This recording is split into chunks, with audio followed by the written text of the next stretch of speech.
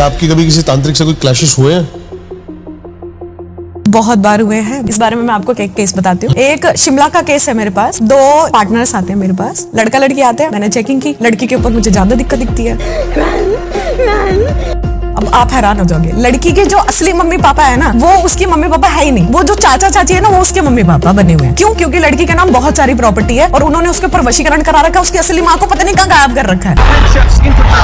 तो अब क्या हुआ, तो तांत्रिक उसके पीछे लगा रखे थे, उसके घर वालों ने 3। तो जब मैंने क्रिया देखी ना, तो एक पुल बना रखा था तांत्रिक ने, वो टूटता ही नहीं था। वहाँ पे आसपास पहरे के दूत नहीं खड़े होते, ऐसा पहरा पुल बना रखा था। बहुत परेशान कर दिया था। और वो हिंदू मुस्लिम दोनों क्रिया जाने। फिर मैंने आदिवासी क्रिया क्या थी जो आप बता रहे थे? बहुत मेजर भैरव तंत्र के अंदर आती है।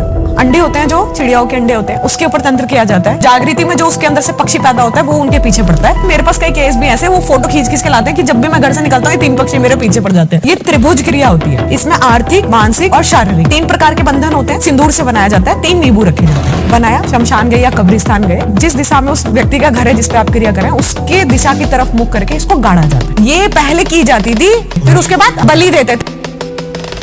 मटका नीचे रख के अग्नि लगा के उसके ऊपर उसका खून टपकता रहता था और उसके साथ वो होता रहता था।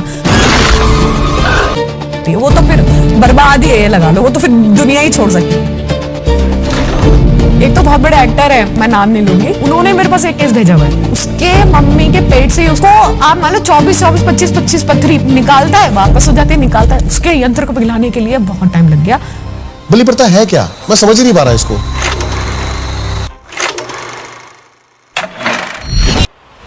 आपके बच्चे की बहुत तबीयत खराब है, ठीक है, उस पे इतना भारी तंत्र है ना कि समझना मुश्किल है। डायरेक्ट मारना और 3 दिन में वो मर जाएगा, ऐसा आभास ज्योतिष को हो रहा है। कई जगह ऐसा होता है, आपने एक बकरे को चुना, उसके गले में माला डाल दी, वो 3 दिन बाद घूम के अपने आप उसी मंदिर में आ जाएगा, तो माता उसकी बलि स्वीकार करती है, नहीं तो नहीं करती। मैं कभी भी बलि प्रथा को किसी भी तरीके से सही नहीं मानती।